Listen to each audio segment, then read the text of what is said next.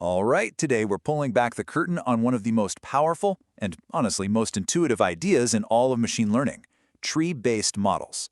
We're going to see how a super simple concept, basically just a flowchart, gets scaled up into these powerhouse algorithms that completely dominate the world of data science. So here's our game plan. We're going to start with the absolute foundation, a single decision tree. Then we'll see what happens when you combine a bunch of them, which leads us to things like bagging, random forests, and the really powerful stuff, boosting. And then we'll wrap it all up by asking, why are these methods still the king of the hill today? Okay, let's get right into it. To really understand the forest, you first have to understand the single tree. This is the fundamental building block. Everything else we talk about today is built on this one core idea. Well, a decision tree works a lot like you do, actually. It just asks a series of simple yes or no questions to narrow down all the possibilities.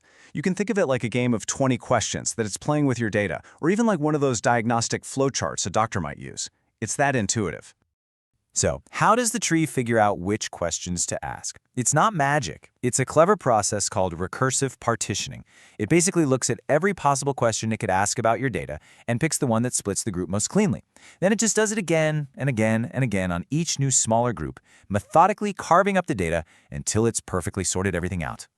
And what's really cool is how versatile these trees are. They can tackle two totally different kinds of problems. For classification, say predicting if a patient has heart disease, the tree tries to make each final leaf as pure as possible, so it's all yes or all no. But for regression, like predicting the price of a house, its goal is to minimize the error, so it splits the data to make the average price in each leaf as close to the real prices as possible. You know, this isn't just a metaphor. When you actually train one of these models and you plot it out, you get a literal flowchart, a tree. For example, a model for heart disease might first ask, is the person's cholesterol over 240? Yes? Go down the left branch. No? Go down the right. Each branch is just another simple question, and it guides you right to a final prediction. It's incredibly easy to follow. Okay, but here's the catch. There's a huge flaw with a single tree. If you let it grow deep enough, it's actually too good. It can keep asking questions until every single data point is perfectly classified. But what it's really doing is just memorizing your training data, including all the random noise and weird quirks.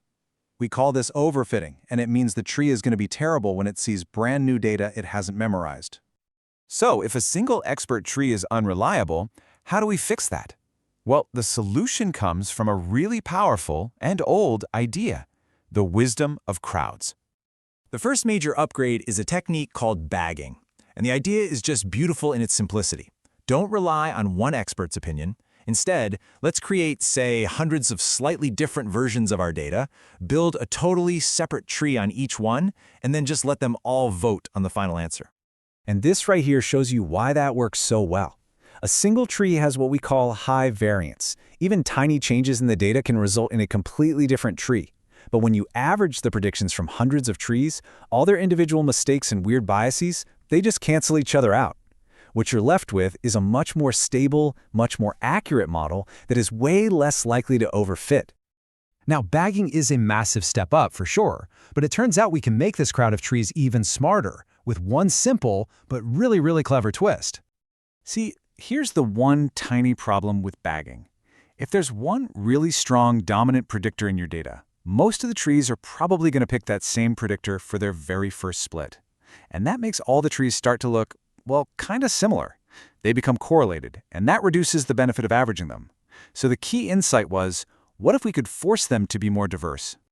And this is it. This is the magic ingredient. Random forest takes bagging and it adds one extra rule.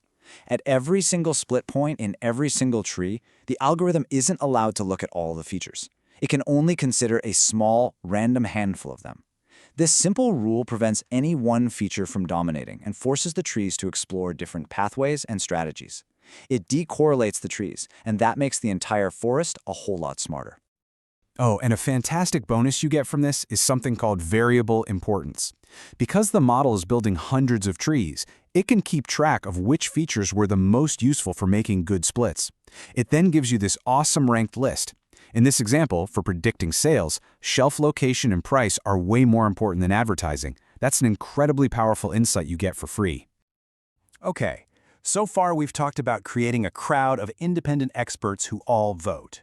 Now, let's check out a totally different approach, building a team of specialists who actually learn from each other's mistakes. This is an idea called boosting. This slide really gets to the core philosophical difference, right? A random forest is built in parallel. All the trees are grown at the same time, totally independent of each other. Boosting is sequential. It's a step-by-step process. You start by fitting one very simple, kind of weak tree. Then you look at all the mistakes that tree made.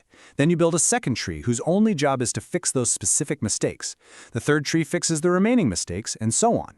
Each new tree is literally standing on the shoulders of the one that came before it. And this slow, deliberate process of correcting errors, well, it's unbelievably powerful. For a lot of the structured, tabular data you find in the business world, boosting algorithms, you've probably heard of them, like XGBoost or LightGBM, they are the undisputed champions. They consistently win data science competitions because they build a single, highly refined, ultra-strong model that is often the most accurate you can possibly get. So, we've gone from one simple tree to a whole forest to a team of dedicated specialists. After all of that evolution, why are these methods still so incredibly popular and effective in the real world today? Honestly, the answer comes down to their sheer power and practicality. They just handle all the messy, real-world data problems almost automatically.